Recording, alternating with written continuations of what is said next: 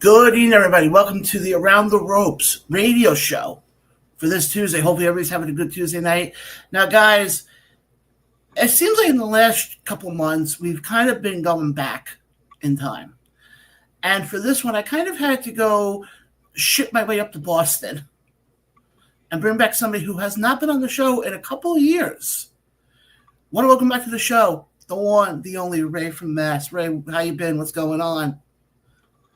I have been very good. I am happy to be here again. And, I'm glad that you welcomed me back to the show. And that open invitation still was, still standing. Yeah, absolutely. But like I said, it's been what, at least 2 years or so since you've been? At the very least 2 years, yeah. You were in, I think, version 1.0 of the show. That's what it feels like after seeing everything that you've done with it so far. That definitely feels like version 1.0. Excuse me. But I'm glad to have you back here, and Ray, I'm glad we can sit here today because we got a lot to get to. But before we get into what we have going on, I do want to let Ray know that we do have 2 guests coming on tonight. From Wrestling Against Cancer at Northwestern Florida Wrestling, Jack Paterson will be on with us in about 15 minutes or so. Definitely looking forward to that. I know he's like in love with the fact that we're having him on tonight. So we got him coming on. Then at 9:15, Craig Palmer will be on. He is the promoter and the head honcho for UWE Upstate Wrestling Entertainment. They are doing their first set of tape-ins in couple of months as of the middle of September. So definitely glad to have him on. And I guess let's just jump right into it because I know we were off last week and it seems like in pro wrestling, I take off a week. I feel like I took off for 6 months. Well, it just so happens that you seem to have taken off during one of the most busy times that we never really have that are busy. Like, this is not everything that has gone on over the last couple of weeks and is going on, in the next couple of weeks over this 4-week time span. It's not normally an area that is a time of year that is busy. It's not WrestleMania season. It's not Triple Mania season. It's not Survivor Series or anything like that. It's just it's not Slammiversary. You get not the Crockett Cup. You get what I'm saying. So it's just like this random 4-week span this year that we just seem to have everything going on.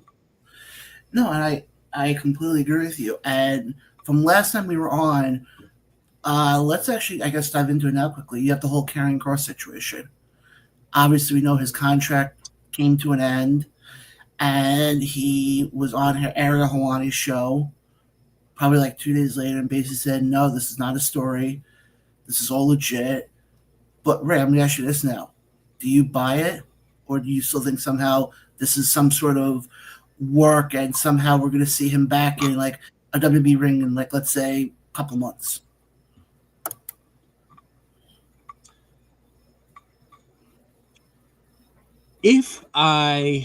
If they didn't do the Seth Rollins, Seth Rollins is injured, going to be out for a long time. Seth Rollins cashes in on CM Punk when he wins at SummerSlam. Yeah. If they didn't do that, I would be more inclined to say we're getting worked, brother. But you can't do that back to back, right? You can't work the boys, which they say you should never work the boys, and you can't work the crowd in back-to-back storylines. That just doesn't work for me, brother. And I have to go and think that this, based on what he said on the Ariel Helwani podcast, that it's legit. And what he said was his contract was coming up for renewal, and they tendered him an offer, but the offer didn't include his wife. Now, for those of you that don't know, Scarlett Bordeaux is actually Karrion Kross's wife. They've been married for, I think, 5 years now. They've been together 7 or something like that. And he is not afraid to walk away from organizations and money because of how he perceives his wife to be treated. It happened in TNA. Of course, the circumstances were a little bit different. Do we still use the term sex pest? I guess so. I don't know. Okay. Well, I know that it was like a huge term during the Me Too, when the Me Too movement was at its height. So he walked away from a very lucrative TNA contract because of a sexual pest backstage that was very crass to his, at the time, girlfriend, not even his wife.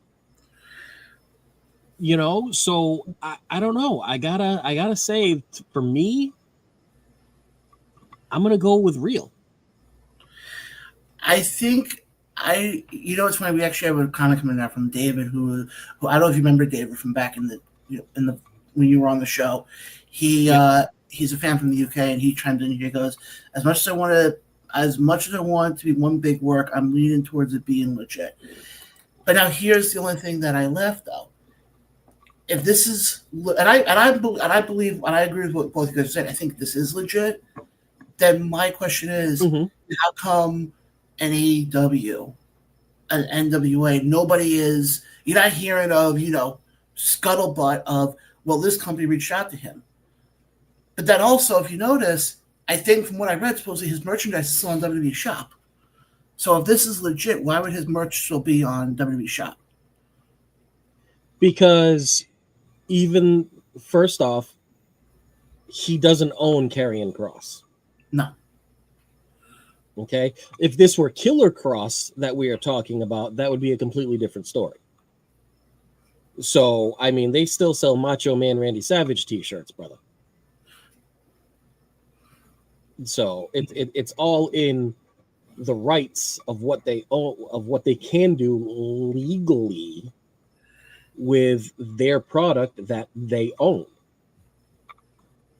Now, as far as not hearing about any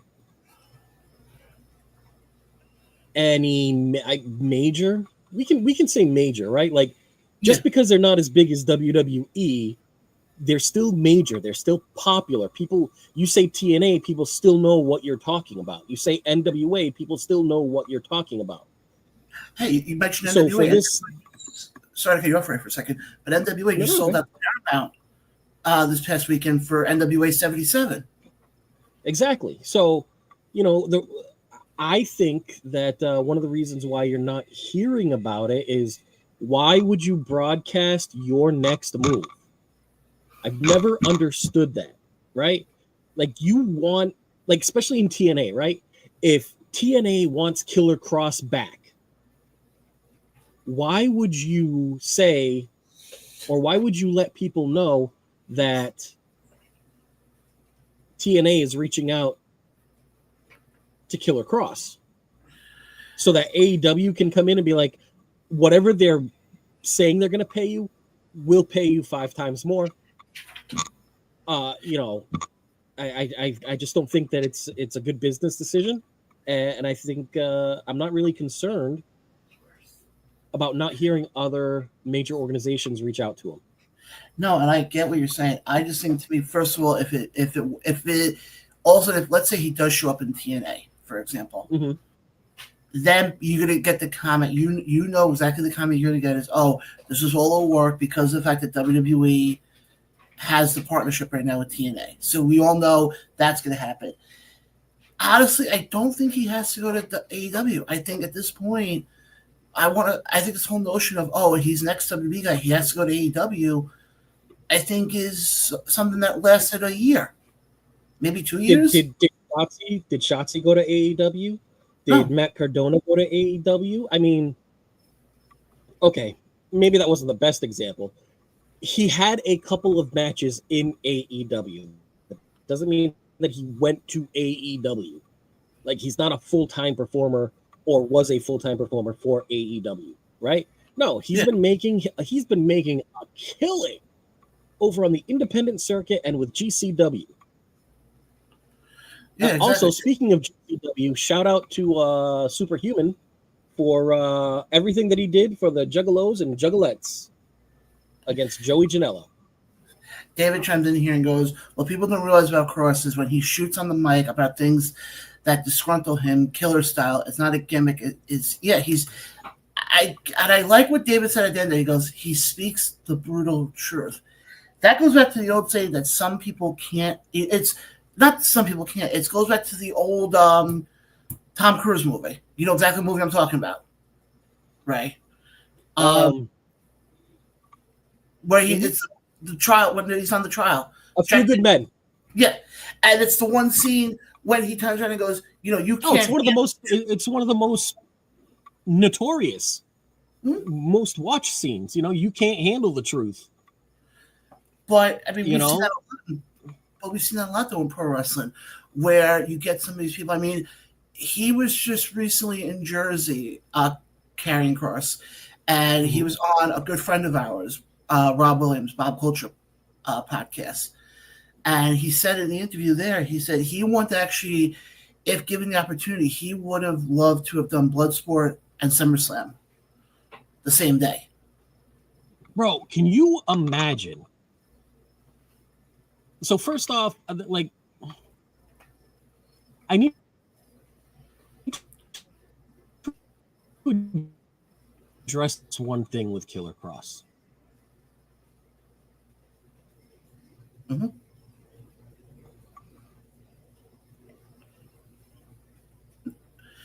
No, Ray, I don't know if it's what's going on right. You can still hear me, right? Yep, you're good. You're good. Okay. All right, I don't know what just happened before, but again, it's technology at its finest. StreamYard ups the prices for everything, and then the technology takes a shitter.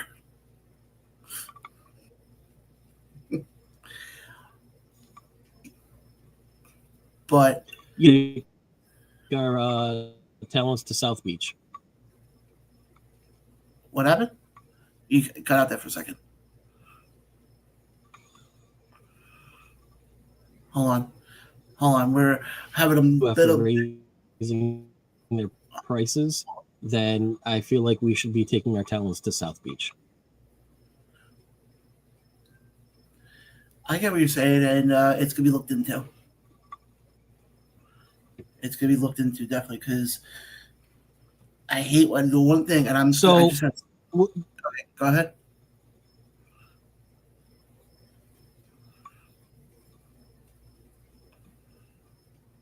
I don't know. Go ahead. Finish your rant. I feel building.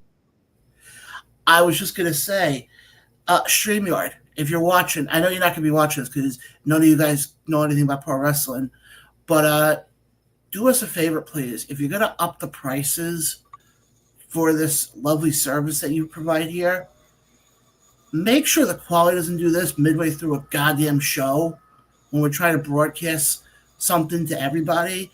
And also this makes it sound like we both have, that Ray and myself both have AOL dial-up, and this is 1997 again. And 1997? Get your shit together there, StreamYard, please, because this isn't the first time this has happened. And that was my rant for the night.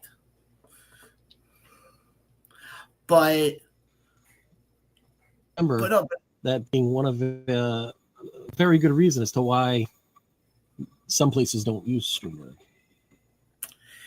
Yeah, I think I know you mentioned a few to me on Sunday. I'm going to start looking into them because this is pissing me off, especially with how many people. And yes, guys, I'm pulling back the curtain here right now, but this has been going on for a couple of weeks now. And the fact that we're sitting here trying to do a live show and it becomes staticky, it becomes very lagging, that literally Ray was saying something, I didn't know what the hell he said.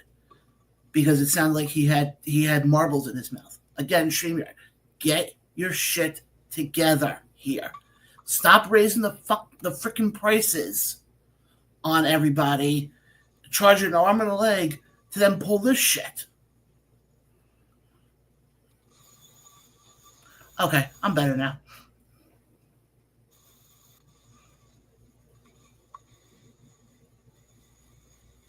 Taki mushrooms. Okay. Trying to say is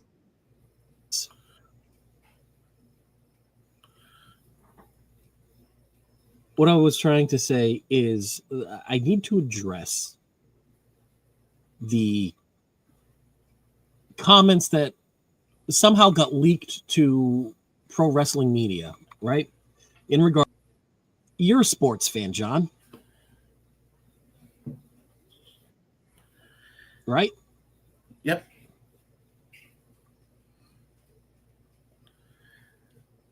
Okay. Now, what do teams and organizations do when they're going to get rid of or have recently gotten rid of a player? They tend to actually, you know what, Ray, hold that thought for one. I'll get back to you on that in 1 second because our guest has arrived. So I want to introduce our guest. Oh, okay. Yeah, sorry about that, guys. Coming to us from the Northwestern Florida Wrestling Organization and Wrestling Against Cancer. Welcome to the show, the one, the only, Jack Paterson. Jack, how you doing this evening? Ray and John here. How you doing, Jack?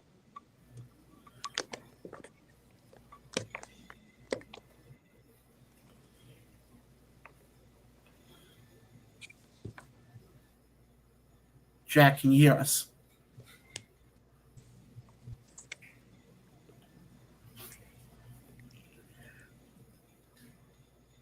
Okay.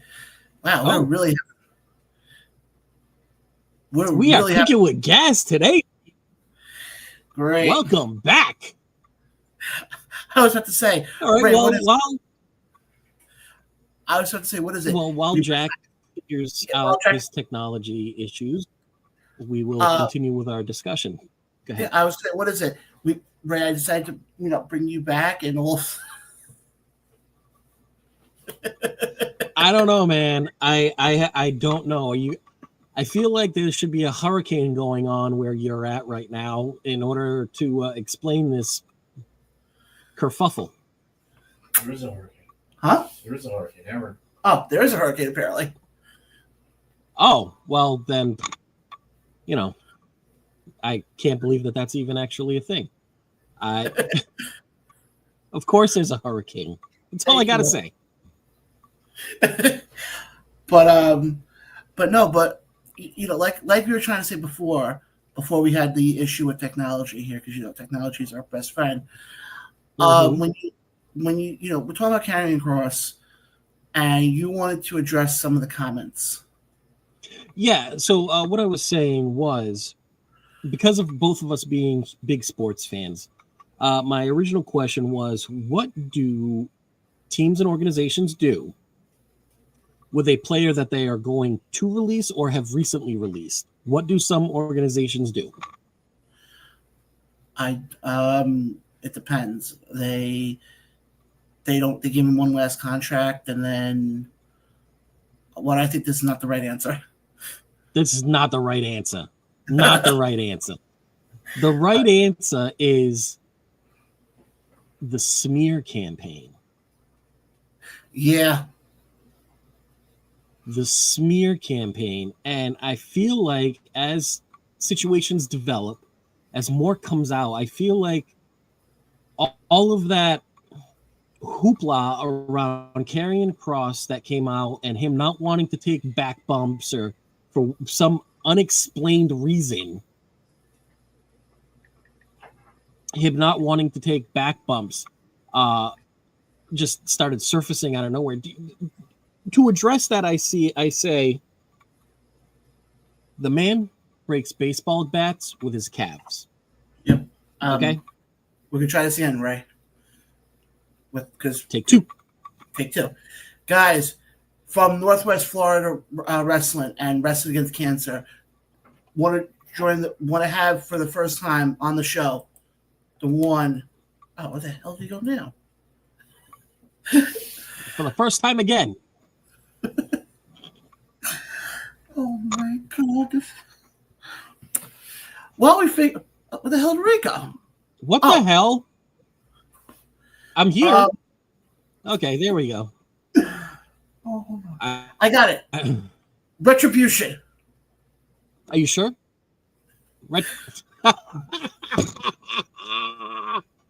Long-term storytelling. Exactly. Good job, brother. Good job. Right. Try this again. I want to welcome to the show. For the first time, the third time. The one, the only, Jack Paterson. Jack, can you hear us? Yeah, can you hear me? I can hear you perfectly. Thank God we got this all fixed. Welcome to the show. How you been? Doing good. How you doing? Doing very well. I'm looking forward to this.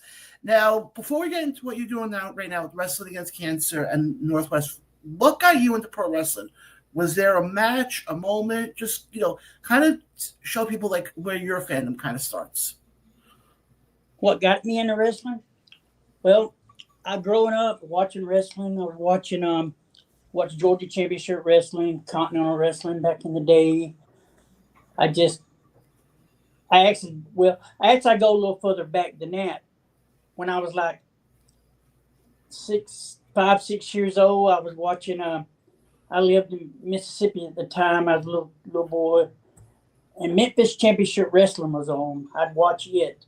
Bill Dundee and Jerry Lawler and all them back in the day.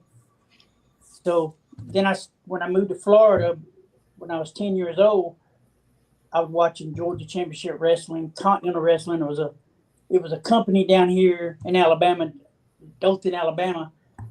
They were running Continental Championship Wrestling at the time. It was Southeastern Wrestling, but it turned to Continental Wrestling. But with Bullet Bob Armstrong, Wildcat Wendell Cooley, there's a lot of guys that was on there. But yeah, but watching that right around. So during that whole, I'm sorry, Jack, I didn't mean to step on you. So really, you start to become a fan right around that, that whole Southern wrestling, Mid-South, yeah. everything that you see, Southeast wrestling, just everything that you just kind of mentioned. Yeah. That's awesome. Yeah. But I actually got, when I was like 10, I was 10 years old. We had moved to Phoenix City, Alabama. Well, probably 9, more like 9 years old, to Phoenix City, Alabama. My mom and my dad had separated. So we had moved down to Phoenix City, Alabama with my aunt. And they took me to Columbus, Georgia, the old Columbus, Georgia wrestling, Fred Ward promotion. I don't know if you know who he was. And out of Columbus, Georgia, I got to see Mr. Wrestling 2. Kevin Sullivan was there as a young Kevin Sullivan. Oh my goodness. Baron Von Raschke and Superstar. Superstar was there at the time. And it was just like a lot of these old timers that and Wrestling 2 just really what made me get into wrestling more, because I was a big Wrestling 2 fan. I'll never forget it. I was sitting there. I took a picture with him. He was Georgia heavyweight champion at the time. I took a picture with him, and I got to hold the belt and took a picture with him. but I cannot find that picture nowhere. I lost that picture and don't even know where it went. But it was a real big memory for me back then.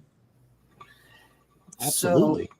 So now, actually, Ray, do you have a question? Right? No, go right ahead. Go right ahead.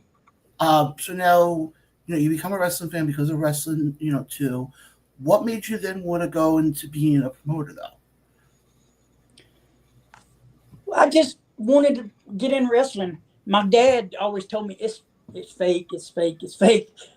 I didn't care. I just wanted to get into it, I didn't care if it was real, whatever it was, And to me, in my heart right now, I still think it is real because them bumps and them falls are real. You do fall and you do bump.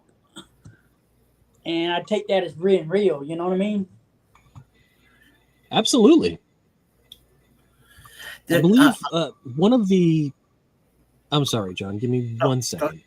Yeah, go ahead. One of the best descriptions of professional wrestling that I can remember hearing came from Jim Ross himself, where he said it is performance art. Yeah. And I think that so eloquently wraps up what exactly pro wrestling is. Mm-hmm. Listen, we know that it is predetermined, and it doesn't matter because you know what else is predetermined? Everything else you watch on TV. Yeah. So I don't understand what the big deal is. Yeah. I'd heard it called acrobatic actor before. Somebody told me it was acrobatic actor, which could be in a sense way it could be that known as that because there's a lot of flipping and a lot of everything in there, Yeah, absolutely. I've heard, the other thing I've heard is that it's the male soap opera. Yeah, I've heard that too. Yep. Yeah. Women have General Hospital, Days of Our Lives, Yeah. all that stuff. Men have professional wrestling.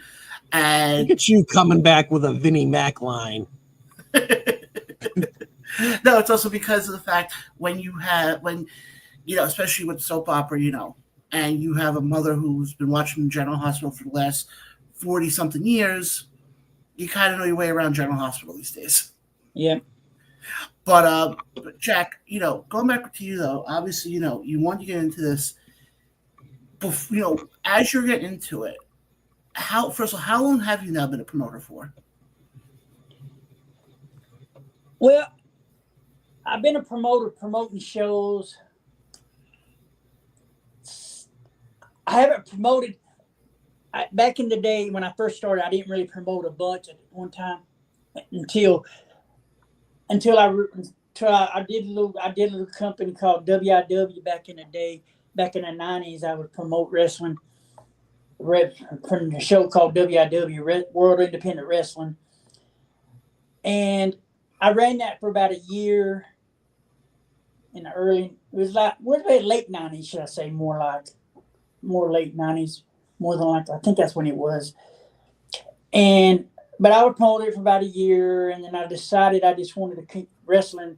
I really wasn't interested in promoting because I just wanted to go back on wrestling a lot more, wrestle more, So I quit promoting for a while, and then I just decided one day I was getting older.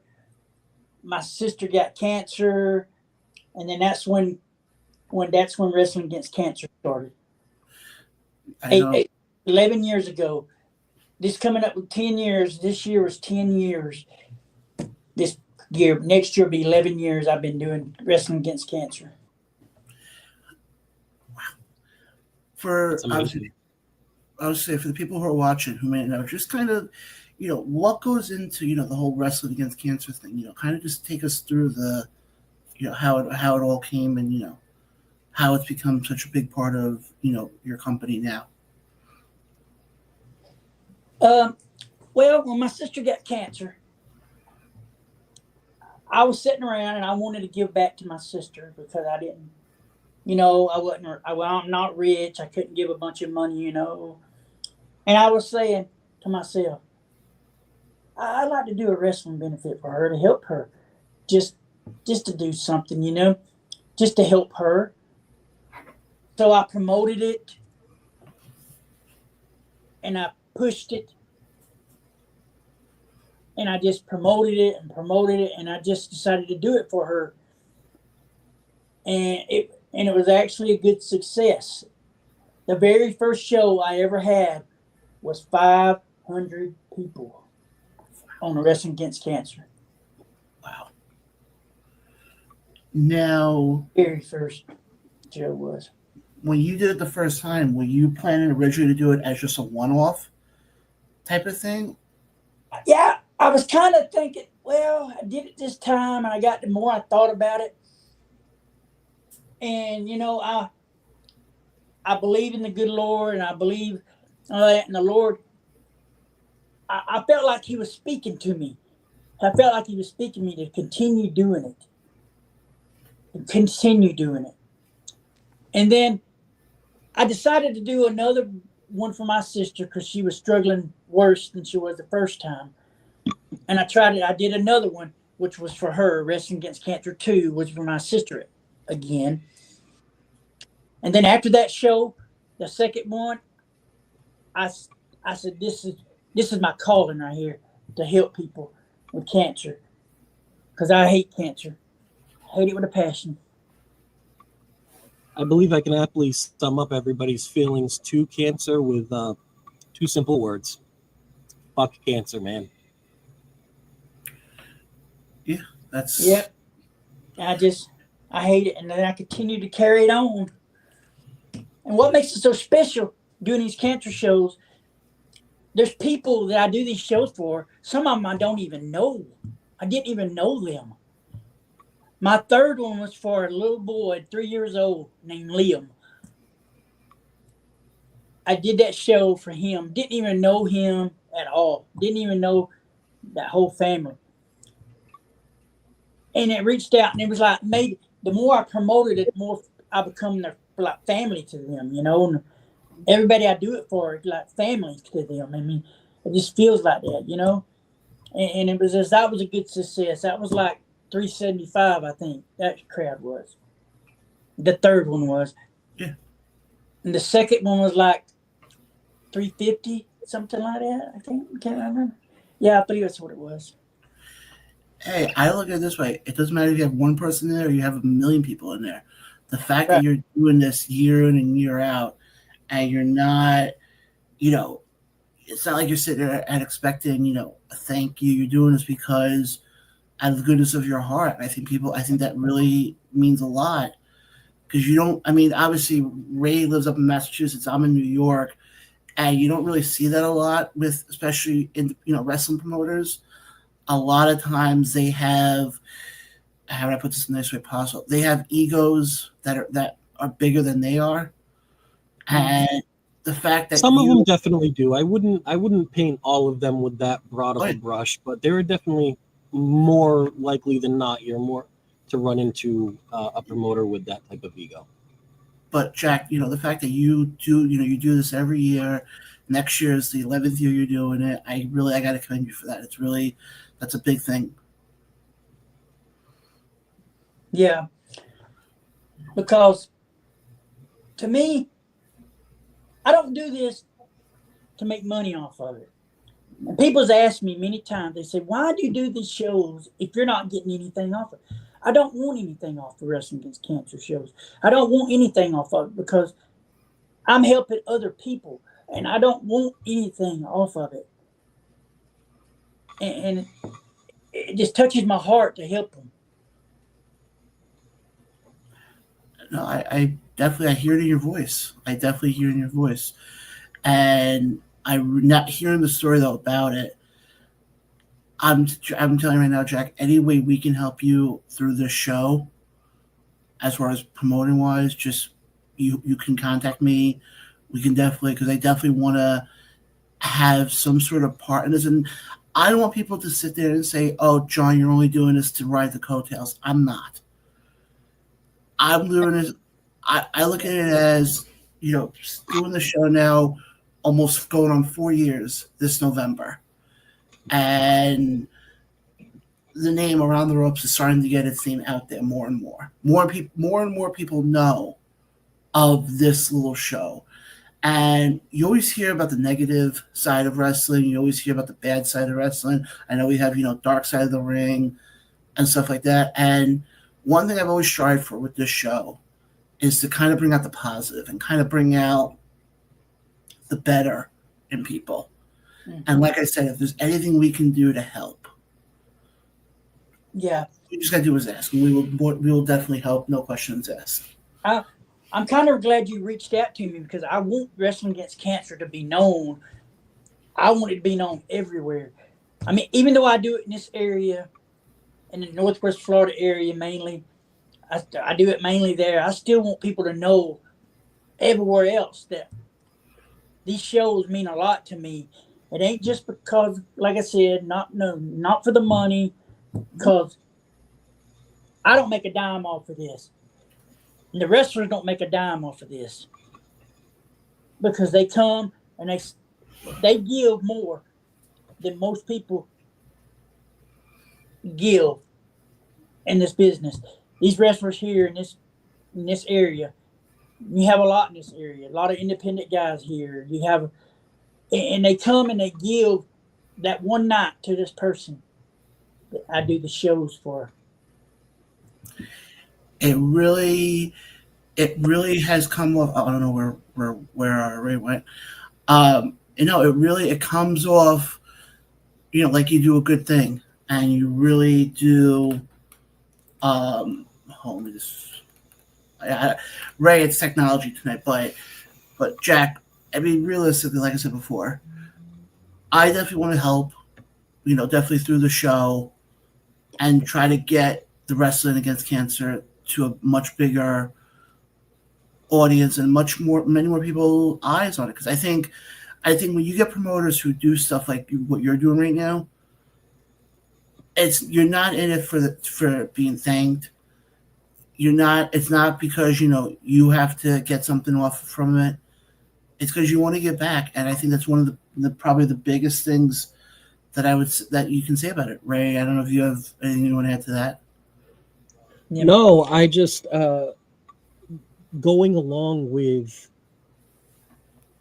how much it means to you. We could, when you were talking about promoting your shows, we could hear the emotion in your voice and gauge just exactly how much these shows mean to you, mm-hmm.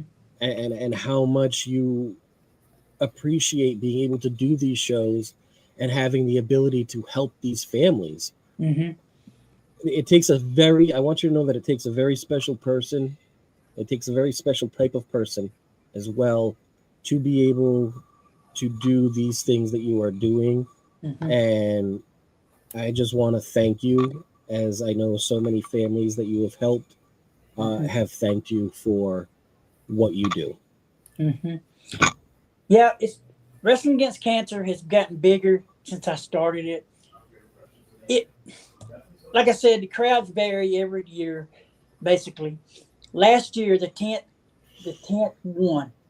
This year, we had it back in February, I think we did. Yeah, February this year. I did a little earlier because the guy really needed help and stuff.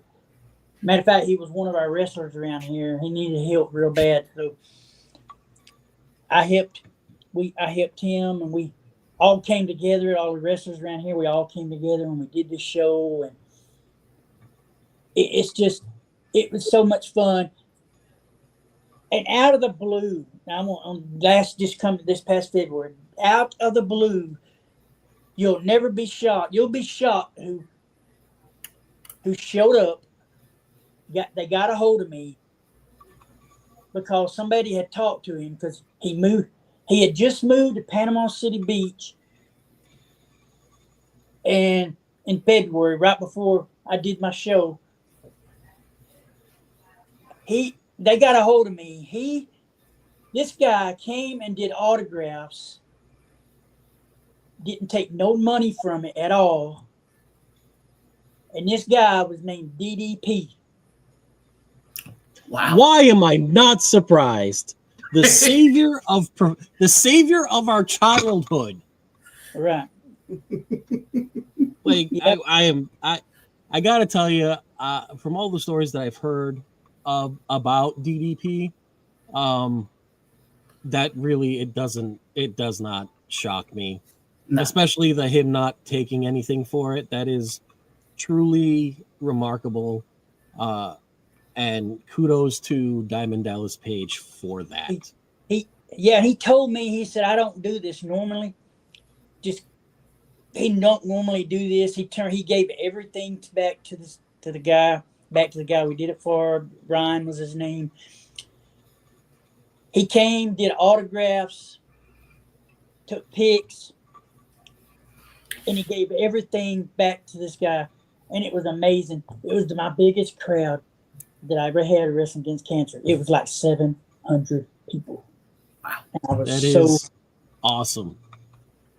That really, wow.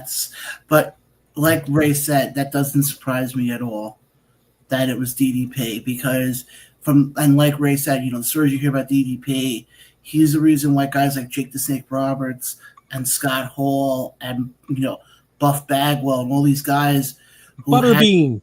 Butterbean had all these medical issues. Mm-hmm.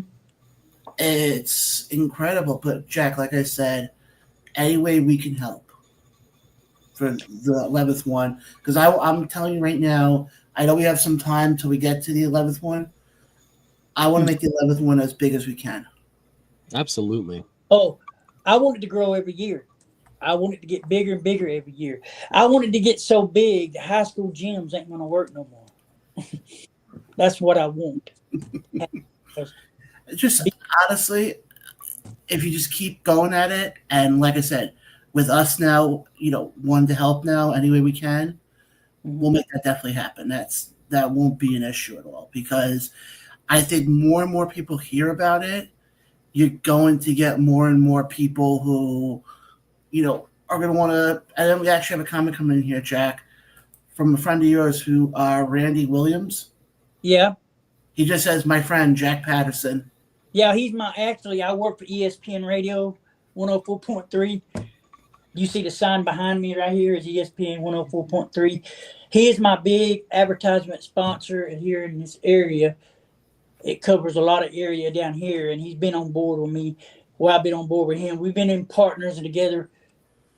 I want to say it was my third show, Wrestling Against Cancer. I believe that's which one it was. I think that was the one. And he's a great guy. Randy is a great guy. That's awesome. That is. Thanks for tuning in, Randy. Yeah, thank you for tuning in, Randy. I appreciate it. I'm sorry. As a fan, I'm just marking out the fact that we're talking to somebody who has the ESPN logo right behind him. I'm sorry. That's just like, yeah, that's a big thing. But I mean, it's fantastic. It's great. We love that. We love to see that. Oh, You can never get enough. Now, Jack, I know that we were talking about Wrestling Against Cancer. Mm-hmm. And I know that it's a while till the next show. Do you have anything currently going on, or anything going on in the meantime that maybe we can get some exposure for you? No, I don't really have that going on right now. I've been talking to certain people. I've been talking to Shan's Hospital. Mm-hmm. So I don't know for sure yet, but I may be going to Shan's to do a show for them. But I haven't heard anything back from them. See, I'm a lung transplant patient, and I have a double lung transplant. 3 years ago, September will be 3 years.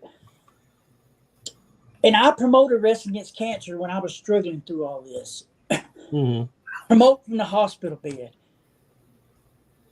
And I would do things to promote this Wrestling Against Cancer. That's the love I have for it. And I've been trying to do something for them, for the lungs and people down there that needs help and stuff. But I haven't got that together yet. I don't know exactly what's going to happen right now. It may be a little while before I get that to do that, but I just want to help people. That's my thing. I try to help as many people as I can. There's a lot of work goes in these shows, though. I promoted other shows, and this show here, there's a lot more work that goes into it than any other show. I really feel it in my heart. To me, there's more work to it. I don't doubt it for 1 second. Putting together a regular wrestling show is work enough, but when you factor into everything, what's going on, with the Wrestling Against Cancer shows, it's just emotionally, I know that takes a little bit bigger of a toll on you, and I get it. I understand why you feel that way. Yeah, my wife knows when I get ready to start promoting the show. She knows I'm gonna be busy until it's over for Wrestling Against Cancer, because I put more work into that show than I do any other show. I feel like I promote Northwest Florida Wrestling too. I just started promoting that last year. Okay. But I haven't done much this year with it at all. But I'm fixing to start running again sometime soon. Not right now. Some things I have to change. I had few things that need to be worked out before I can run anymore. As far as start running Northwest Florida Wrestling.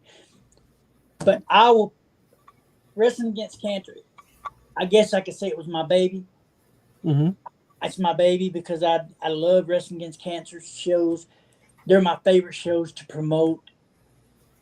And I just want to draw more every year. I just want it to be bigger every year. And I appreciate y'all coming on board, helping, because it means so much to me. Because I've always wanted to promote Wrestling Against Cancer further up north and all around different places. Even if they don't get involved, they still would know about it. You know what I mean? Mm-hmm. Absolutely. And like I said, Jack, we will do our best here between our Facebook page and all of our social medias to help promote it. And we do. I mean, I work with a lot of promotions up in the Northeast already, so I could definitely put the bug. I could put it in the ear of a lot of the promoters up here, and maybe we can get something set up. Like almost like a joint show even. I can't promise anything, but hey, as I've learned the mentality, never say never. Yeah. But Jack, again, I'm glad we were able to get you on. I know we had a little bit of technical issues in the beginning, but I wanted to let you know the door's always open for you to come back on whenever you like to come back on, even if it's not to talk about Wrestling Against Cancer, if it's just to, come on here and just shoot the breeze with us for a few minutes. You're always welcome on, my friend. Yeah, but I've been 39 years, going on 40 years in the wrestling business. I started when I was 16 years old, and I have been up down the road a lot. I've been doing a lot of things. I never made it where I wanted to make it, but with my time I've done a lot. Because I started in the 80s. I started training in the 80s. My first match was in 86. I was 16 years old. I'm sorry. I was 16 years old. My mom had to sign a piece of paper for me to start training to wrestle. Like I said, well, Jack, thank you so much, because as we can tell, we know that the Wrestling Against Cancer event means a lot to you, and just wrestling in general, it means a lot to you. Doing it, starting at the ripe young age of 16 to the age you are now. What is that, like 25 now? 55 now. You don't look a day 24. I appreciate the compliment, though, but I wish I had the energy I used to have at 24, 25. Sir, don't we all? But Yeah. Jack, like I said, I look forward to having you back on again, and I look forward, once you start getting stuff with the Northwest Florida organization going, definitely having them on here to promote shows and kind of have this become, one of the voices for, with the Wrestling Against Cancer and the other company as well. Yeah. And Everything. absolutely. And like I said, guys, definitely, if you're in the Florida area, definitely go check out Wrestling Against Cancer. But Jack, we got to let you go because we got a little bit more to do with the show. Okay. So again, Jack, thank you so much. I appreciate it a lot. I'll definitely be in contact with you. And like I said, anything we can do to help, you know where to find us. I'll be more than willing to help. Okay. Thank you. Appreciate it. You Thank are you. very welcome. Thank you for joining us. That was Jack Paterson of Wrestling Against Cancer down there in Northwest Florida. Quickly, before we get back was truly an amazing story and an amazing man who puts on an amazing event for an amazing reason. Yeah, exactly. I definitely agree with that. Guys, definitely keep the comments coming in. Like the fact, people are chiming in tonight. But, Ray, we're actually going to go to a sort of a commercial break. Just so we can kind of take a breather here for a second. Sort of, kind of? Yeah. So when we come back from this break, we're going to get more into Karrion Kross. We got Forbidden Door coming up this weekend. We'll give you guys our predictions for what we have on that show. But what we're going to do, actually, we're going to have a quick word, actually, from one of our other companies that we work with, Fantastic League of Wrestling, which is a company based in Chicago. So right after this, we'll be back. You are listening to the Around the Ropes radio show. Myself and Ray, we'll be right back right after this.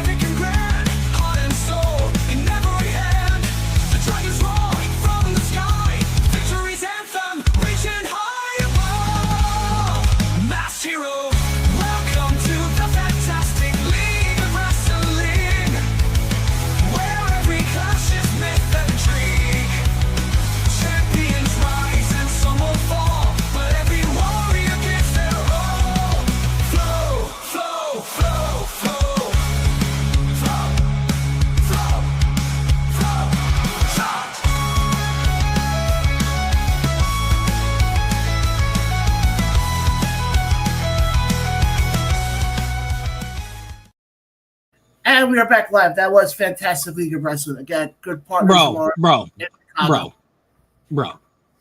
Okay, Vince Russo. I need to know right now who gave them the permission to have that theme go that hard. Tomorrow. One of the best themes for a wrestling promotion commercial I have ever heard. Guys, definitely check out Fantastic League of Wrestling. We're going to be having a lot more of their content on in the weeks to come. Also, quick, I just want to do some housework here before we get back into the wrestling talk here, because tomorrow night we actually have two guests coming on. At 7 o'clock, Sean Carr he is from World Championship Wrestling. He is also he was one of the first names announced for Flex Wrestling. which is a company started by H.C. Loke in the Finger Lakes area. That's tomorrow at 7. And then we also have Channel Connors as well, who's also from Flex Wrestling. And we'll get to what we have coming up next week because we got a lot of stuff coming up next week. Also, want to mention we also have Around the BC Dub World on Thursday, where myself and Anthony Cole, who's promoter, look at what's going on right now in Brie Combination as they are weeks ahead of their Grand Rumble show, which was basically, Ray, just to kind of explain to you and people who are watching may not know, the Grand Rumble show is basically their version of the Royal Rumble. I'm sorry, John. I was not paying attention to a single word you just said, simply because you said that your co-host is Anthony Cole, baby. Is that who you said your co-host is? Yeah, Anthony Cole. He's the promoter for Bray. That is amazing, baby. He will be. So we got that coming up. Starting September 1st, we have a new show joining the network called the Battleground War Room. Sounds like a bad CNN show. That show basically is going to be a half-hour show every Monday night. As long as Wolf Blitzer's not on it, we're good. Starting September 1st, where we will have talent on from Battleground Championship Wrestling, which, in case you don't know where they run their shows in a little building down on Swanson Avenue and Richter Street, called the ECW building. That's where they do their shows. Is it called the ECW building, or is it called the ECW Arena, sir? Well, actually, that's called the 2300 Arena. Well, yeah, okay. But in its prior life, was it the ECW building or the ECW Arena? I've heard it called both ways. I think you're giving me a load of horse manure. But we got that coming up. Obviously, you guys know you can catch us if you missed tonight's show or missed our interview with Jack. You can catch the replay of it on all of your audio streaming platforms, including iHeart, Spotify, Apple, TuneIn, Pandora, and that's just some I can think of. Saturday, definitely tune in to Odyssey Backstage Radio Network. You can catch the entire replay of tonight's show starting at 12 p.m. Eastern. It's like 12 to 2 type of deal. So that's Saturdays. And also, starting next week. But wait, there's more. Started next week. Good friend of ours. He again, like Ray, he hasn't been on the show in a couple of years. Kevin Wilson. Speak for yourself, okay? Who said that I even have friends? I thought people up in Boston have teddy bears as friends. Or did the Ted movie lie to me? It lied. It lied. It lied. The only time I have ever had a teddy bear talk to me was when I put a Black Sabbath tape in my teddy ruckspin when I was 9 years old. David chimes in and goes, "You two make a great pair and hope it continues." Oh, yes, it will, David. Yes, it will. Thanks, David. We appreciate that. Kevin Wilson will have a segment started next week called Wilson's Corner. Oh, that bum's coming back? You didn't tell me that. I'm done. This is my last show. I had no idea that bum was coming back. Good God. He'll be back next week. As far as what he's going to be talking about in his little thing, we have no idea. It is always. I'm going to speak from somebody who has done multiple shows with Kevin. Mm-hmm. I love Kevin dearly. He is fantastic at what he does. But if you're giving him a show by himself, it is literally going to be a squirrel with a shiny object. Because it's like he's gonna be full steam ahead down this path, right? And he's making great points and he's cooking with gas, and you're sitting there and you're like, go, Kevin, go, Kevin, go, Kevin. And then all of a sudden it's just like shiny and you're off topic. So I am not making fun of him. It makes the shows so much more fun. So I really truly cannot wait to see what he has cooked up in that creative brain of his. And I was talking to Kevin after we had our conference, John, and I gotta tell you, he needs to take that creative brain for a stroll, and you are giving him creative control. And I don't know, it can go one of two ways. Well, if it becomes both of which are good. Exactly. Honestly, I look at this right. It's time to revamp the show. And who else better to revamp the show with than you and Kevin? Again, appreciate that. But let's get back into it. Go ahead. Yes, that's what I was going to do. I was looking over some of the comments during my head-banging phase of that really awesome Flow promo. And it rhymes. That's great. We actually have something that we haven't even touched on today, and over the last week it has been big news where yep, there we go. You already knew what I was talking about, my friend. Merc So Saucy over on Facebook says, so guys, how do you feel about WWE on ESPN? Honestly, Merc, and John, let me take the reins for this real quick and then I'll pass it to you. I think it is one of their dumbest, absolutely stupidest moves ever. At a time when you have the UFC, another TKO-owned franchise, going to Paramount Plus for all of their special events and big fights, and you don't have to pay an extra price if you already have Paramount Plus. Everything's included in your $12.99 a month. What?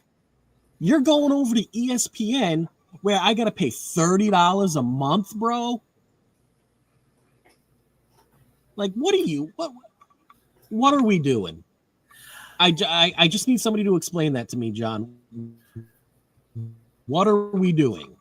Well, before the pitchforks come out, it's not all that bad, because the part people are forgetting about it, if you already have, like with cable, for example, or like, whatever your cable provider is, if you have ESPN already included in that, you're going to have access to this app. And you know how a lot of apps, you have the ability, like I know HBO Max does it, where they say, sign in through your television provider. Mm-hmm. You do that, you won't have to pay anything. You won't have to pay $30. Yeah, but here's the thing. This is why the UFC move was smart and this WWE move is dumb. Okay, because if you have cut the cord from cable, right? And you now have Paramount Plus, cool, $12.99 a month. I get all of the UFC special events. You just said, as long as you have the ESPN as part of your regular cable package, you don't have to pay for it. But hold on. But it's also if you have Hulu TV, YouTube TV, and I think like a few others, that if you already have ESPN included with it, you're not going to have to pay the extra $30 to it, is what I'm trying to say. And then I also heard, I don't know if you heard this part, going back to the thing with WWE. No. Supposedly September 20th, when AEW goes all out in Toronto, supposedly WWE has to do the counter programming. And there's rumblings now that they might be actually airing it on ESPN. So, what we also don't know, by the way, and this is what I'd be curious to see. You remember how UFC, before, obviously, now does it where they'll air the undercard on like ESPN before, and then like ESPN Plus or whatever.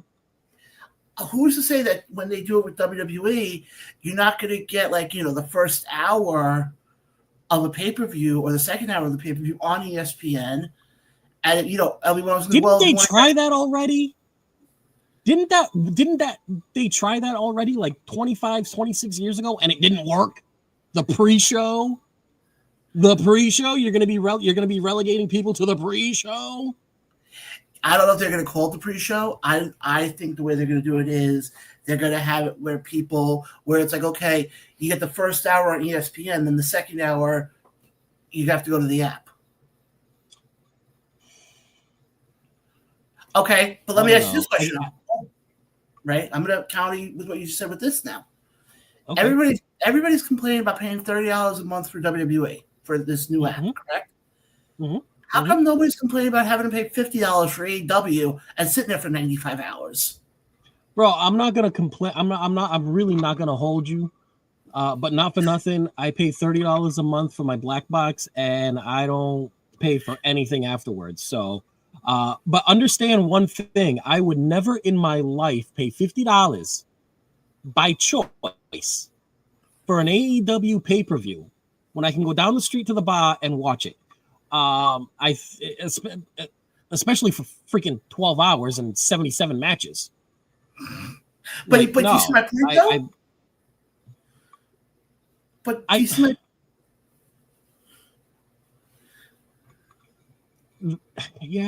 guess it's the same thing. I don't know, man. People are complaining about WWE spending $30, yet these are the same people who are going to sit there and shell out $50 to watch guys do 800 Asiago moonsaults, do 1,000 super kicks, and Did you just say Asiago moonsaults? Did you just say Asiago moonsaults? You know what I meant.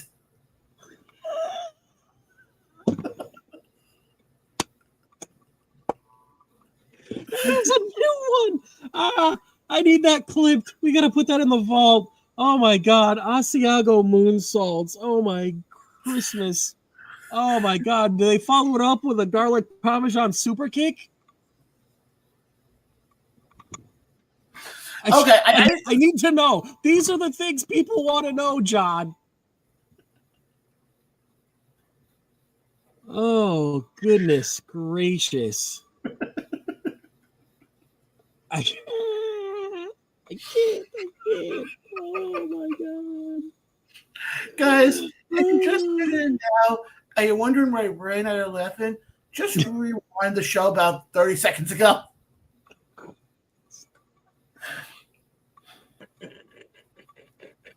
Asiago moonsaults. Oh shit! My point is this: they're going to pay $50 to see all the moonsaults, the super kicks, the suicide dives, and that's just for the Young Bucks match. Seriously, that's literally the opening match. So it's like but all right, but listen, this is how I'm gonna counter your counter, right? Has AEW ever had their own network and their own app where it was maybe just like $10 a month and you got literally everything? No. Has WWE? Yeah, it's the little thing called Liberty Network. Yeah, but that's where the outrage is coming from people is you had your own network that carried your own programming and your own PLEs. Okay? Mm-hmm. You then killed that network to go to Peacock. Okay, that's fine. People are okay with Peacock because if you have a basic cable package, Peacock's included. Your cable company, Xfinity, pays for it. So you're not really paying anything for Peacock. To now, we're getting rid of Peacock. We're jumping ship to ESPN. When all you could have done is just put all of this effort into the WWE network and keeping the WWE network running, and you wouldn't have people outraged. You wouldn't have people going, what are we doing? Well, I mean, there is also a thing you can always get a VPN box. I don't recommend it, but you can always do the VPN box. I just have Sir, are you suggesting people pirate and say they are from Canada? My goodness. I'm not saying to do that one specifically. I'm not saying to be from Canada, because who wants to be from Canada? Yes, Ray. First, like the boring third floor neighbor on top of a second floor house party. Yes, Ray. In one night of you being back, I have said Asiago moonsaults, and I've now pissed off Canada. This is Around the Ropes for you guys. We're back, baby. But oh well, like South Park said, blame Canada. But here's the funny thing now, and like I said, we do have Craig Palmer coming on in a couple minutes to talk some UWE. So why don't we do this? I'll play that awesome track for you one more time. Go to a quick break. Come back. Craig should hopefully be here. Yes. And then we will, after Craig's on, we will do our recap. We'll do our quick preview of Forbidden Door this Sunday, and we'll go from there. Sounds great. Let's get it started and roll that beautiful bean footage. Guys, we'll be right back right after this. You are listening to the Around the Ropes radio show. Myself and Ray will be right back right after this.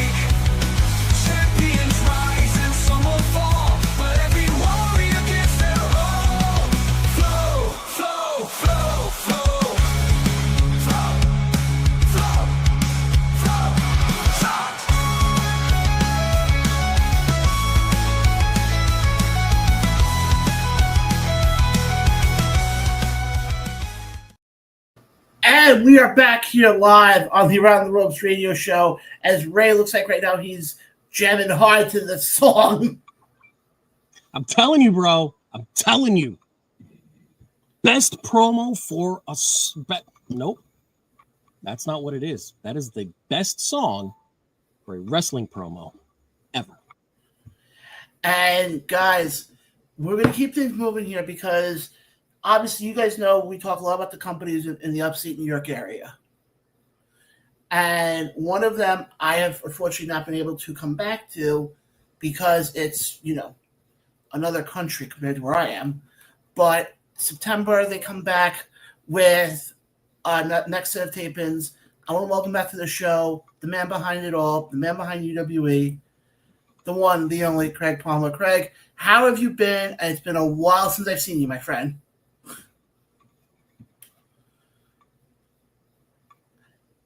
Craig, apparently you're doing solo. We can't even hear you. The man is operating at another frequency. Oh, here we go. Oh, my God. By the way, Ray, after the show tonight, John, I'm gonna have to start billing you for these M&Ms. What's that? hold on. Try this again. You Craig, want to hear release me the now. show? I can hear you guys. Yeah, Hey, Oh. you got me. fantastic. Craig, welcome Yes, we back. do. How have you been? I know it's been a while since we've seen you. Yeah, it's been a long time. Yeah, it's been a while. Hold on, Ray. One story I can tell you quickly. One of the first times I went You up can't to tell anything quickly, but okay. and Craig knows exactly the story I'm about to tell. Oh, you tell the story to everybody. Coming back, he's all the way up in the New York area. This is like literally his favorite story of going to UW. This is like his only story, his favorite story he has in the entire time he's been up there. Hey, it could be Hilarious. worse. I could tell the story about how I hit Ryan Paterson with a kendo stick. That is true. There is photographic proof on our Facebook page. There is. There really is. There's pictures of that. Yeah, there's pictures of that. I went to go get Go ahead, gas. continue with the Alrighty. story. I went to go get gas, and I didn't realize you can't drive over. You can't drive through a ditch. Yeah, no. And I got the car stuck in a ditch. Yeah.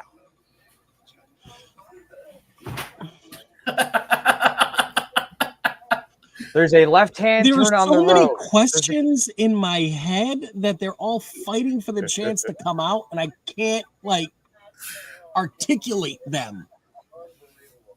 One more and we're all done. What? I can't wait. Why? First Yeah, off, why? I was just as Let's start with flabbergasted why. as you. Yeah, trust me. I missed the turn. I thought you can drive over You missed the grass. turn. Corner, a road, ditch, gas station. Kind of went off and missed a turn and went into a ditch instead of the gas station. Oh yeah. Well, I mean, I did not know that until the following day. He's like, "Oh, just to let you know, I went into a ditch on the way home." I was like, "Oh, that's nice."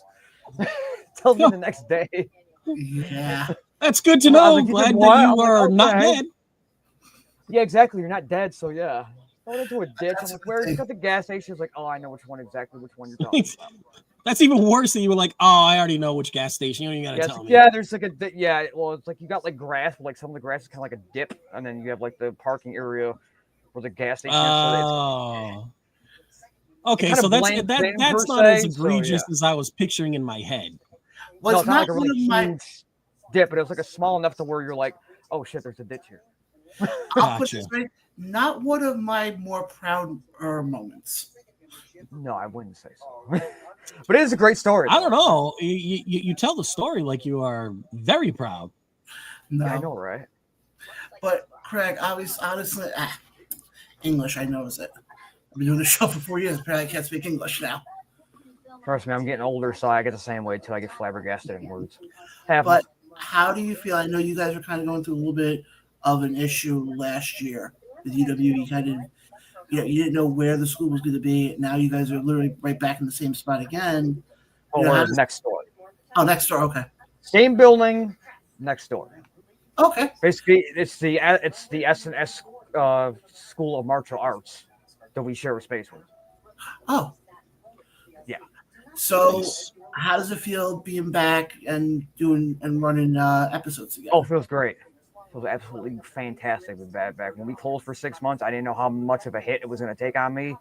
I almost lost everything. Like, I was depressed that bad because I've been doing it for almost like 4 years, and like this is what you do 2 to 3 days a week for 4 years, and bam, just like that, it's gone.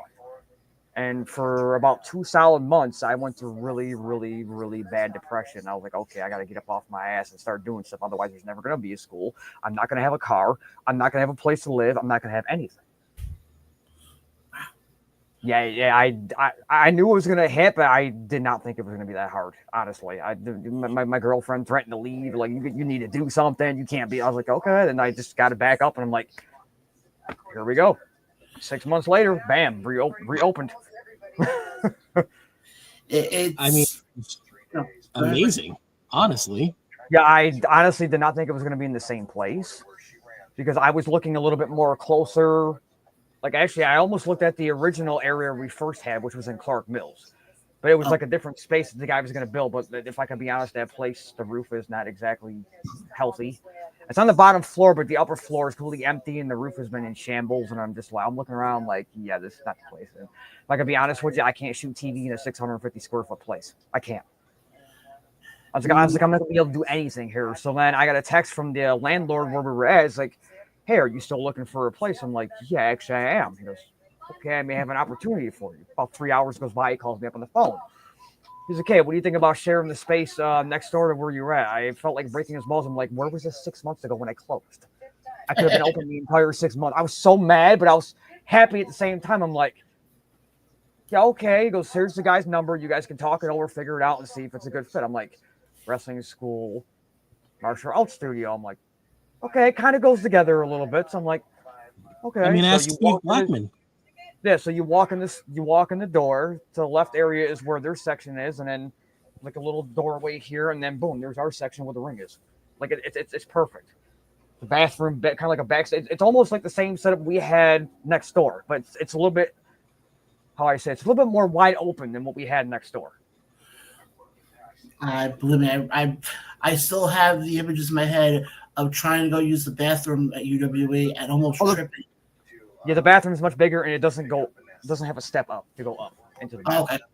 Okay, Ray, I'll put it this way: the bathroom where Craig was before, really, first time I'm going, I'm like, okay, where's the bathroom? And they're like, oh, well, it's this way. I'm going right around the corner. Yeah, it literally like you had to go up this giant step. Yeah, there's like a step, maybe about, God, it had to be what, close to like 6 inches to a foot tall, I think the step was. So you had to step up, and then the toilet's right there, and then the sink's not even in the bathroom. The sink's in a little hallway here. Yeah. Because the area was so small. And then around the corner, like if you go on the other side of the toilet, there was actually a shower there. Not a lot of people knew there was a shower in there. That wasn't even my idea. That was the landlord's idea. He goes, oh, people are going to sweat here. You want a shower? I'm like, okay, go ahead and put one in. Hold on. You could put a shower in there and have the Stomper brothers in there? Yeah, I know, right? I'm sorry. The Stomper brothers, who to this day still get me and Garrett confused. Yeah, that'll probably never change. Especially Frankie. Frankie always gets everybody confused. Yeah, especially Ray. There's a guy. Hey, we had to do something. You couldn't make the taping, so we had to give you some sort of mention or homage or whatever because you weren't there. So we're like, okay, we had this idea, and I laughed hysterically. I was like, John's gonna love this. I was like, he's probably gonna die laughing, or laugh. I was like, he's gonna love it. What happened was they didn't tell me what it was. Also, I see a video. There's this wrestler, Frankie Stomper, who's him and there's cousins, brothers. I don't know how you want to call it. They're like legitimate cousins, but they're Stomper brothers for their wrestling. And they were interviewed by there's another podcast that covers UWE, and the guy Garrett who runs it. Also, and Frankie looks at him and goes, "John, thank you for having us." And Garrett's sitting there, go, "No, I'm Garrett." And he goes, "Wrestle fandom." He goes, "Oh," I'm like, "Oh," and I'm sitting there. We knew you were gonna get a kick out. I was like, "We got to do this." Like, John's gonna freaking laugh hysterically when he sees it. That is pretty awesome. I'm not even gonna lie. It was. Oh God, we were when like I was like behind the scenes when they were shooting it. I can tell you how I think we shot it in multiple takes. Like we were all just dying laughing so hard every time. We're just like, nope, do it again, nope. even the promo you see that we shot, because if you looked at the page, we just shot a bunch of like student spotlight videos. Yeah, they are on there, and we had to do 2 takes for that little 20-second video. Yeah, because Frankie started going brick by brick by brick, and Ryan just lost it, and so did Garrett. And I was like, oh shoot, we gotta shoot it again. I actually maintain our composure and then shoot it again. And I was like, you better save that for a blooper reel. I was like, I will. I was like, I got it. I was like, okay, good. You could do an entire blooper reel just on the Stomper brothers. That's why I told him. I said, we need to do we need to have like a whole episode just like blooper reels. What we need to do. It's like so much funny stuff. It's like it's hilarious. Oh, dude, that would be awesome. And you kind of don't, and you really don't see that in wrestling either. You don't see like a behind the scenes blooper type funny stuff, you know? No. Like we get all this new stuff like Unreal and other backstage, but you don't see like the funny stuff. Like, oh shit, I messed up this promo. Can I do it again? Okay, let's take 2 and do it again. Like everything is like an emphasis on the bad or the ugly or like what about the fun aspect of it? Okay, this is where we have fun. Too. Right. And it's, but I like the student spotlight videos that you guys have been doing. Yeah. Whose idea was that to kind of start doing those? Try to get more content out there other than just, we're open. Here's, UW Ultimate. I was like, wait a minute. What if we do like a little intro thing with the students and obviously Johan, who's the trainer? Yeah. And, like do stuff like that. So Garrett literally shot that all in one day. Like he probably shot it within probably like 15 minutes. Oh, wow. Okay. Oh yeah, he just like did like really quick clips, edited it all together, and by like the next day I had them all. So I was like, okay, I'll just release one every day. So we had X amount. I'm not releasing all of them in one day. So I'm like, okay, trainer spotlight, student spotlight, and man, the views are unreal. I was like, holy cow. The funny part of it is my trainer does not even have the most views on Facebook. One of my students does. I don't know how it happened. It's Joe, the big dude, the referee, Joe. Yeah. He has the most freaking views, and not even almost like. How does that even happen? He's not even the trainer. Like the trainer, I think is like in second place with the views on YouTube. But Joe has like the most views on Facebook. I'm like, what? How does that happen? Not even stoppers are even close to what his is. It's crazy. But yeah, I'm really excited about these tapings. We're gonna do something different. We're gonna do things differently this time around. Like I was telling Garrett when I was on his show, like we're not doing a format of shooting 6 or 7 matches and having an hour and a half long episode. That's done. We're doing maybe about 2 to 3 matches per episode, and we're going to splitting it up so that way we have weekly content instead of monthly content. Okay. And we're going to have like a big and I like that. Start it off. Since we're back, we're going to start it off with like basically our version of like a pay-per-view, like a big event. So it'll be a big event that'll go on for like I think we have like 6 matches for that, and then boom, we'll go right into the tapings, and that'll be that Sunday. And then next month, same thing, another event, more tapings, same thing with November. We're trying to shoot September, October, November, because we know November till like March the weather is hectic around here. So yeah, I know because I somehow have it on my phone the weather for that area. It's not. This winter was very hard. This is probably one of the worst winters I've seen in 3 or 4 years up here. This winter was not fun this year. No, I can totally get that. But of the students in now, who do you see kind of breaking out? Definitely Orton, Chris Orton, and yes, that is his real name. Oh. I have a student whose name is Chris Orton Jr. That is not a gimmick name. He's not related to Randy by any means, but that is his legit real name. And he even says that in the student spotlight. He's like, my name is Chris Orton Jr., and yes, that is my real name. Wow. Yeah, it's his real name. He's not related to Randy Orton, but man, this kid picked it up like that.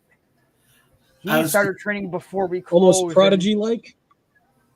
Kind of, but he's got I think he has like an athletic background to begin with. He's like him and his, basically what happened was, I think he's from the area, but him and his 2 buddies were in college in like North Carolina, like down. So they came up here, and they're like, "Oh shoot, there's this training school nearby." So him and his 2 buddies came, did a little tryout or whatever. Just go, okay, we'll be back up in December or whatever it was. Like when I'm all done, I'll be back up here, before the end of the year. His 2 buddies didn't come back, so they must have stayed down there. But he came back up here, and like, man, even when I had the other trainer, we're just like, yo, this kid is gonna be somebody. Like people are gonna get him quick. That's awesome. That's but yeah, awesome. he picked up real great. And since I've had Johan as a trainer, people are picking. Like we've only been open 2.5 months. People are picking up stuff quick. Yeah, nice. And that's definitely, like I said, I'm looking forward to seeing what you guys come up with. And I can't. Oh yeah, we have big stuff planned for the next 3 months. It's gonna be freaking awesome. I can't wait. You're gonna get Billy to actually take a bump in the ring. I knew it. We'll see if she wants to. We'll see. Hey, I've always said no, that's not it, but we'll see. I've always said it because we're seeing ring announcers now. I mean, we all know, Ryan Paterson just took a bump in the ring a couple of weeks ago, act out at Creative Pro. So never know. That's true. You never know. But shout out to Billy too. She's getting freaking announcer jobs up the ass now. It's amazing. I give her one job and now everybody else wants to hire her. I'm like, oh, you want to be a ring announcer? Yeah, sure. Everybody's like, oh, let's hire her. You can work here, and there. I'm like, okay, get it, girl. Hey, everybody's getting her a ring announcer. I'm like, okay, if it works, it works. Hey, you want your laugh? When she was on with us, God, probably about 2 years ago, that was the first time she'd ever done something like this. Oh yeah, pod. Yeah. And then 2 months later, her and Kristen DeVille started their own show. I'm like, okay. Yeah. Crazy. Yeah. It's like, yep. But she's always said to me, though, that if it wasn't for her coming on that show with me, she would never have had the courage to do a show like that. Oh, yeah, because even though you're not live in front of millions of people, on a television or in a studio, in an arena filled with 15,000 people, like you're still in front of people watching. So you kind of get that nervousness. I've always had a thing, even though I'm the head guy in charge. Like if you notice during the tapings, Ronnie always did all the talking. Like, oh, this is what's going to happen. I still to this day, I mean, obviously I have to get over it now because, unfortunately Ronnie's no longer with us. We have Johan training. But I'm like, great, now I got to get in front of everybody and freaking speak. I don't know. It's always been my biggest fear since I was a kid. Like I can talk to you guys, like the three of us in a room. Like even though I don't know your co-host, like no problem, but I can still talk to you fine. But if you get me up on a stage in front of like 20 people, I'm like, oh shit, what do I do? What do I do? What do I do? Like I get that.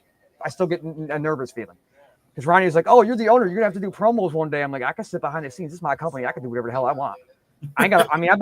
You've seen, if you've seen episodes, I've been on camera a couple times. Haven't said anything, but I've been on camera on the episodes a couple times. I'm like, if I ain't got to speak, I'm not forcing myself to. I'm the general manager of my show. I don't care. There you go. There you go, I don't John. have to be on camera. I could just, do my behind the scenes work, which I'm learning how to do. And, it's kind of fun to learn everything. Like like you said, I'm the owner of this company. Like I literally do everything like on my own. Like YouTube is all me. Facebook is all me. Instagram, like I run everything. Like the only team I have is creative. That's it. I have I run all the socials. People send me videos. I upload them, like the ultimate episodes. People will send it to me via email. I'll upload them to my laptop.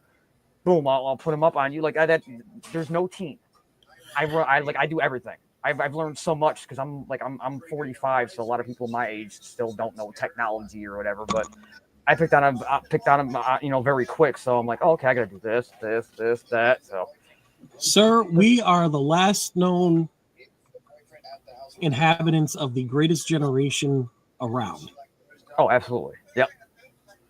We know what it was like to play outside and on the internet. Oh, yeah, exactly. Yep. I played outside way before. Oh, then the streetlights come on, you got to come home. Okay. Mm-hmm. That was when we were told to go home. When the streetlights start coming on, that's when you get your ass home. I was like, yep, that's what I did when I was a kid. You don't want to be there phones, after the lights come on. You go to somebody's house, you see the bikes sitting outside, like, oh, that's where everybody's hanging out at, because you just see the bikes scattered outside in someone's front lawn. Yep. That's where you knew all your friends are at. Stop getting in the shot. Come on. Oh, wait. Damn cat. Getting big time by the cat? Really? What are you doing? I'm busy. That's like I'm big timing you. Big timing you, Dad. Big timing you. Stop grilling me. Damn cat. But first of all, I the know only animals that kept me sane during my depression, and my girlfriend too. You're saying before with Johan now being one of the trainers now. How has that been like having Johan great training them? It's been great, yeah. Absolutely great. Everybody's picking up, very well. He's a very great teacher. And a funny thing about that is that wasn't even my idea. He actually messaged me. It's like, because you're from like southern. Well, obviously you got Creative Pro in like southern New York State, but like between that and like Rochester, like Syracuse, Rochester, there's nothing in between. Like we're like kind of like even though we're like closer to Syracuse, but we're like the in between. Yeah. So Johan was like, oh hey, I just need a place to train or whatever. Like I got all these matches because he's basically running every weekend. Like I'm doing Friday, Saturday, Sunday, whatever. And I think he does like Friday, Saturday, and Sundays. He kind of takes off because he's available for Sundays for the tapings when we do. So, but yeah, he's like, oh, I just need a place to train, and it ended up being, okay, you come up here a couple of times. The other trainer couldn't fulfill his obligations because all his kids are in baseball or whatever, and then we had a falling out over a couple other issues and stuff like that. So what's happened. You've had a couple different hosts on this show. You know how it goes. You got to make the unfortunate decisions. Oh yeah. You got to do what you got to do. So I'm like, okay, this isn't really going to work out. And then Johan's like, I can train him. I'm like, okay. And he does a great job. Yeah, and it's funny. I believe that's called a blessing in disguise. Yes, pretty much. I'm actually going to. You mentioned Johan. I'm going to actually call him out here for a second. Uh-oh. Because Johan was the champion for Dynasty. He was the inaugural champion. He held the belt for over a year. Yep. I asked him so many times to come on the show, and something always came up.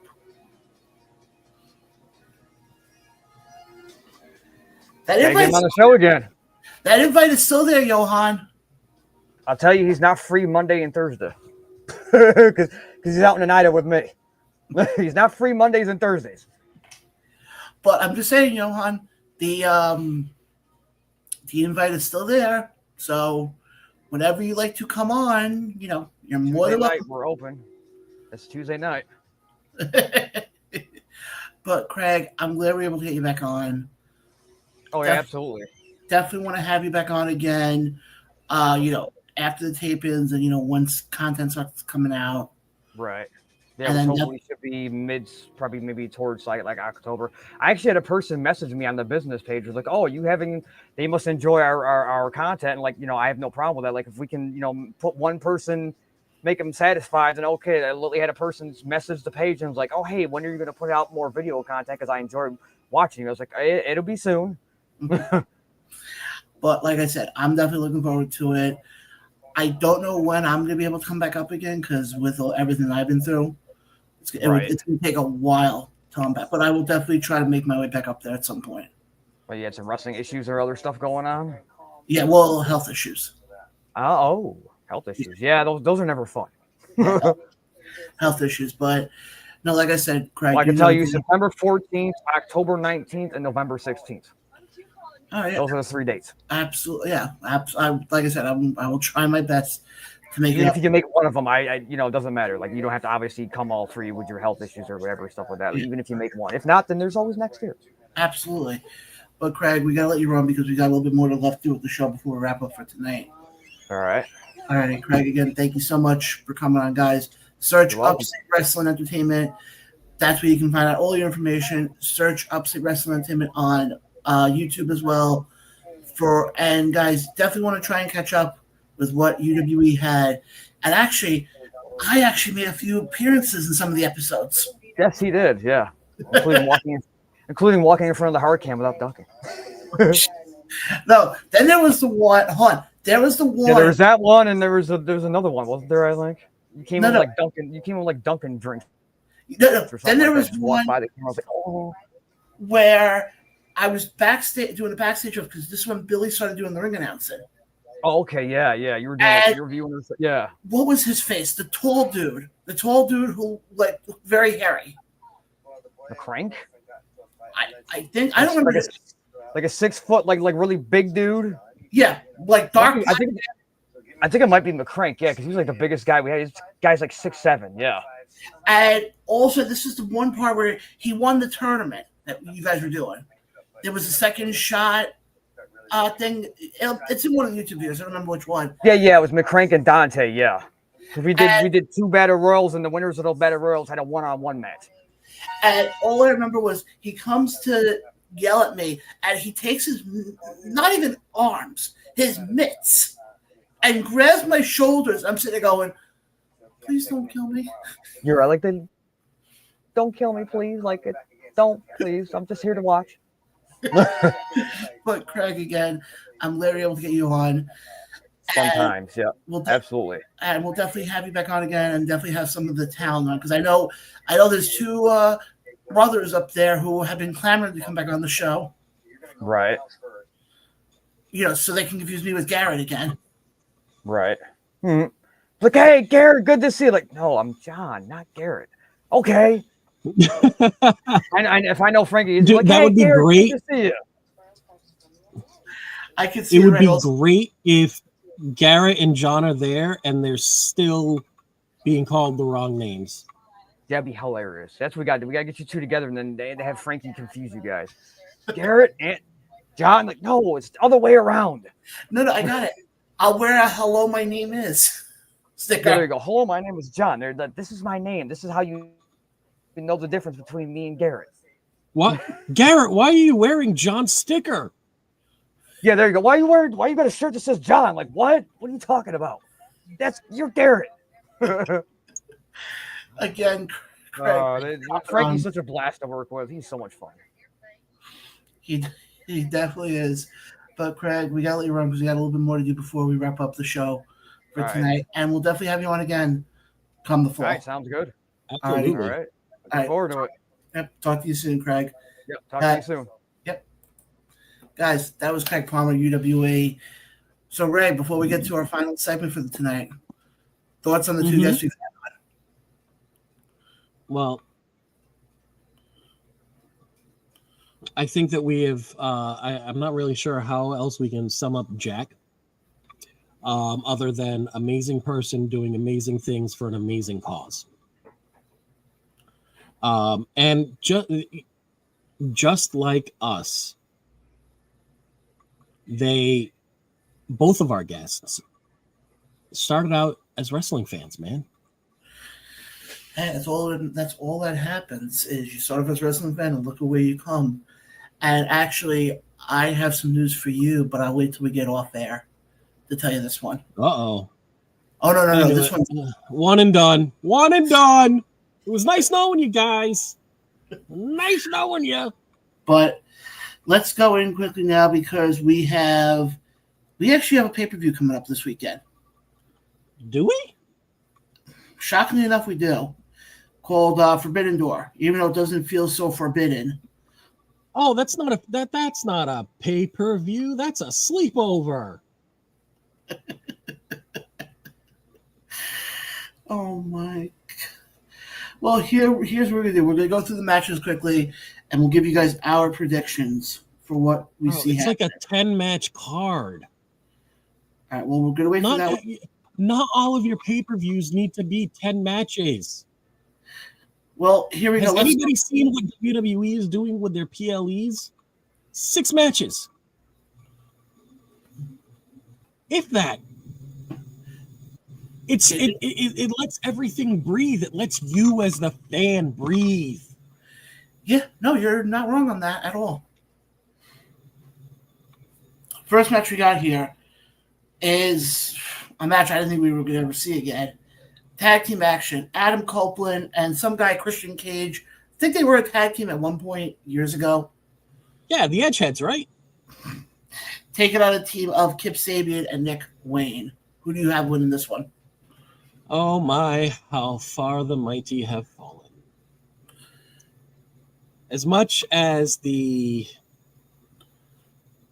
teenager in me wants to say Edge and Christian, the more level-headed, logical, story-driven side of me says Nick Wayne and Kip Sabian, because that's how you keep the story going. However, I want to put an asterisk near this match because it has been said numerous times that Cope's contract is up in October. So it can go either way. They could further the story and ride it out till his contract expires, or they could just wrap it up with a bow, put a bow on it now, and do the Nick Wayne, Kip Sabian go over. They put Cope out, for whatever. And then you just have the Christian Cage, Nick Wayne aspect of that storyline that can still go to fruition. This one's a tough one. And you made a lot of valid points. This one is It happens. This one's a tough one because on one end, you got somebody in Nick Wayne who's someone considers one of the future stars of AEW. He's still a young kid. I think a guy like Cope and Christian have enough Teflon in them. He doesn't even have his adult body yet. And I don't even mean that. I don't mean that in a negative way, right? As you get older, your body ages. Not necessarily in a bad way, again. But it's almost like he's still working with his teenage muscles, right? Like he doesn't look like he's put on his adult muscle that you can tell, like, even if he's strong, how deceptively strong he is. I'm trying to think. A good example would have been Adam Cole at the height of his NXT run, and Adam Cole the last time, well, not the last time, because the last time was not good, but the time before that you saw him on TV where he, and I understand the concussions have taken a toll on him. I'm not trying to run Adam Cole down, but Adam Cole looks like half his size from when he was at the height of his NXT run. Yeah, no, I totally get what you're saying with that. I just think, just come back to this match for a second. Yeah, I think if you have Cope and Christian win, then what the hell you do with somebody like Nick Wayne, who still has years left in him? It's funny. Cope said it in a promo, I think, when he first came to AEW. He said he's more towards the end of his career than the start. And I think you can have Kip and Nick get the win here. I don't think you have to go the route of injuring Cope that he's out, because then what was the whole thing about him coming back? You have him come back just for this one quick thing. I think what you could do, if you want to go down that road, you wait until October, right when his contract's up. Then you do the concerto shot then, and be like, oh, well, Cope is out indefinitely. That's how you write him off TV. Okay, that would work too. Let's keep things moving here because, like I said, we have 85 matches to go over. Hangman Adam Page takes on MJF. Stop exaggerating. It's only 130. This is MJF's Casino Gauntlet Championship contract match. Hangman's going to retain here. I can't see MJF getting the win here. And I say that for one. I'm sorry. Can you say that title one more time? Because I just feel like there's too many gimmicks in just the name alone. It's the Casino Gauntlet Championship contract match. Casino Gauntlet Battle Royale Winner Championship Gauntlet match. Okay. Yeah. Maybe it just didn't. It just sounded a lot worse than maybe. I think with this match, I'll take this one first. Hangman wins, but he doesn't. He wins because MJF gets distracted by the Hurt Syndicate. Ooh. Because, and we'll get into that match in a little bit, because I think MJF is going to play a role in the Hurt Syndicate's match. Sir, he better not be playing any sort of role that would require anybody to break up anything, if you know what I'm saying. I know. I get what you're saying. But who do you see winning this one? Do you see it being Hangman, or does MJF somehow get the win here? No, it's got to be Hangman. I mean, really, you want a hot potato? If it's not Hangman, I gotta say, then why do you have champions? If you're gonna hot potato that thing after having Moxley have it for what, almost a year? Yeah. And we didn't see it for the year. Why? Yeah, not even see it. Why are you gonna hot potato it? I'm only in certain circumstances do I think hot potatoing your most prestigious title in your organization is a good thing. And not in this case, but I want to keep things moving here because we only have a few minutes left and we have a few more matches to go over. This one I'm actually kind of looking forward to. Zack Sabre Jr., who's your current IWGP World Heavyweight Champion, takes on Nigel McGuinness. This one, I think, low-key could be one of the matches of the night. Oh, what does he say? Banger after banger? Have you ever seen a bad Nigel McGuinness match? No. Have you ever seen a bad Zack Sabre Jr. match? No. I think these two are going to work well together. Mm-hmm. And I hate to say it, I think Zack Sabre wins here. I think as much as I would love to see Nigel get the win and get a title in 2025, because Nigel's not a full-time in-ring wrestler and he does more commentary, it wouldn't make sense. I'll be this way. No, it wouldn't. If he was more like a full-time wrestler, then I'd be like, okay, put the belt on him, get some exposure in the U.S., we're good to go. But he does more commentary. Yes, he does do more commentary. And I'm sorry. Yes, I do agree with you. Zack Sabre Jr. will go over in that match. I also think that the fact that would you really want to put the IWGP title on somebody who's not technically from your organization? I don't know. Talk to TNA about that one. Which that's a whole nother story for a whole nother show. I have so much for that. Like this is the second time that TNA has gone into a partnership with the one of the two largest wrestling promotions in the country, right? Yeah. And this is the second time in said partnership that they're taking all the losses. Yeah. But again, different time, different topic, different show. But another match we got unless Kevin wants to cover it. The Kevin Wilson show. Could the Kevin Wilson show cover that? Maybe. Well, maybe. How about this? We'll talk to him in our next meeting. We'll have huh? What meetings? We'll when we talk to him next, we'll have him put it on his docket. But another match that we got here of AEW Superstar versus somebody from New Japan is for the AEW TNT title, and that's Kyle Fletcher takes on Takahashi. I'm not going to pronounce the first name for that one. Takahashi? Yeah. Hey, I messed up Asiago, so I listen, I understand. I get it. I know why you didn't attempt it. I'm just saying. Out of all of the names, that's probably one of the easier ones to attempt. I'm just gonna throw that softball out there. I know. But 100% Kyle Fletcher because I'm pretty sure Takahashi's knees are done. Yes. And now we got, oh boy. You're talking about something that could rile up you, Kevin, or me. And that's a Mercedes Moné match.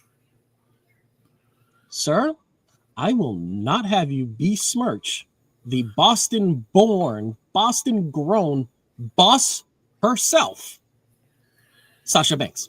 You mean Mercedes Hogan? I meant Mercedes Moné? Sir. Did I just say that? Sir. I've never said anything so disparaging. Oh my God. Shaking my head in Booker T. But she does put her AEW TBS title on the line against Alex Windsor, somebody from CMLL, and somebody from Stardom. They have not announced who the Stardom person will be yet. Yeah, they haven't announced who the CMLL person is either, if I'm not mistaken. I think that might be tomorrow. No, according to this, it's Persephone. I have no idea. Oh, Persephone? Yeah. Okay. Yep. So I missed that one. My bad. Does Mercedes Hogan, I met Monet, keep her belt here? Listen. Ultimo Mercedes Dragon Monet will absolutely keep her belt and probably pick up another 2 or 3 in the process.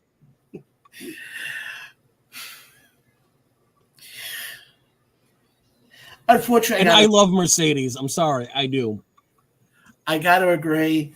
I can't see her losing right now. I mean, she has 65 belts now? I think we're at 63 and a quarter. Okay. Next, we got Toni Storm defends the AEW Women's World title against the never. Well, we talk about Mercedes never losing the belt.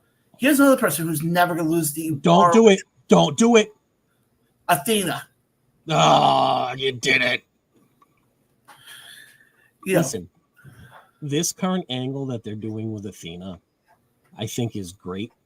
It takes her out of the rah-rah, happy-go-lucky Bailey kind of gimmick that she's really known for, that they kind of pigeonholed her in NXT and in her earlier start with AEW.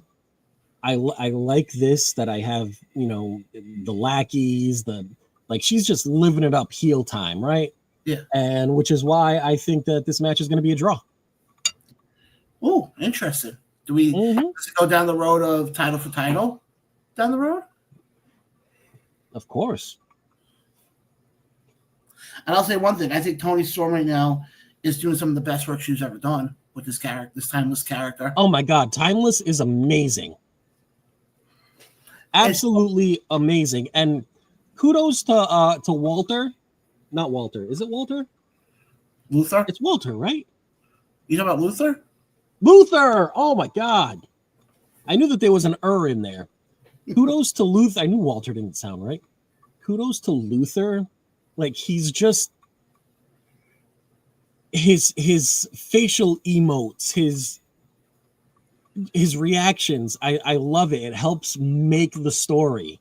It helps make the character. I completely agree. We got 3 matches left. We got about 7 minutes till we end the show for tonight. So we'll have to go through these 3 matches rather quickly here. For the AEW Unified Championship, Kazuchika Okada defends the title against Swerve Strickland. Who do you see winning that? You think they can take the belt off Okada this quickly? Yes. I listen, I'm a mark for Swerve, so that's another person that is doing the best work of their life right now. Then I guess you're going to hate me when I tell you I've actually met Swerve. I've actually had dinner with him. So the next time that I see you, remind me to kick you in the balls. I'm just saying. I think Okada gets the win here. As much as I would love Swerve to win, I think it's way too soon to take the belt off of Okada like this. Logically, you're right, but the fan part of me, and I'm letting the fan part of me take this one, I really do hope it's Swerve. The Hurt Syndicate takes on the winner of the tournament that they're doing right now, and the tournament finals are tomorrow night. FTR takes on Brodito. I have a strange feeling I see Brodito winning that, because it's the tag. I just something just says to me that you have All Out coming out in a couple of weeks. Mm-hmm. Who's to say Christian or Cope don't screw FTR in this match, or not screw them, but distract them, and that's how we get FTR and Cope and Christian at All Out. The only way this works, right? And I like where you're going, but for me, the only way this works is if the Cope Cage versus Wayne and Sabian match is first on the card, and the tag title is later on down the card. And I'm saying that to say this. I am going with FTR winning the Eliminator, so you're going to have Hurt Syndicate and FTR. And FTR distracts Cope and Cage during that match, which then results in Cope and Cage distracting FTR for this match. Then at the next pay-per-view, we have a rematch. The Hurt Syndicate loses, FTR wins, and now we have Cope and Cage going for the tag team titles. Yes, that could work, except here's the only thing, though. Cope's contract. I didn't say they had to win. I'm just adding to the conversation. I see what you're saying. And then last match here. Oh, good Lord. Oh, my God. Lights out steel cage match. Here are the teams. The Death Riders versus Darby and his crew. Well, it's the Golden Lovers, Kenny Omega and Kota Ibushi, Darby Allin, Hiroshi Tanahashi, and Will Ospreay. Basically, the only healthy guy in that entire team is Darby Allin. Take it on the words I never thought I'd hear somebody say.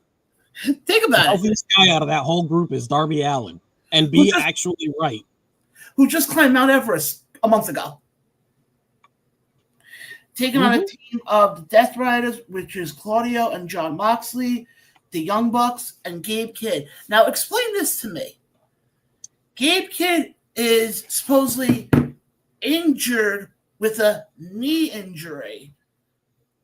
But he's be okay for Got a this lot match? of quotation fingers going on there, bud. I'm just saying. You're putting him in this match. Tanahashi, his knees are destroyed. His knees and back. Will Ospreay has 2 bulging discs in his neck. That's supposed to be out for a month. He's back in like 2 weeks. Yeah, that doesn't happen unless you're doing stem cell treatments. My only question is this. Is this going to be finally the end of the freaking Death Riders? Please. Sir, do not besmirch the Death Riders. I think as a heel faction goes, they are A1 in AEW right now. I don't think anybody really comes close as far as heels, and I think that's why you're going to see the Death Riders go over. I don't know. But, Ray, fun show tonight. We do have to head out, though, because we are up against the clock now.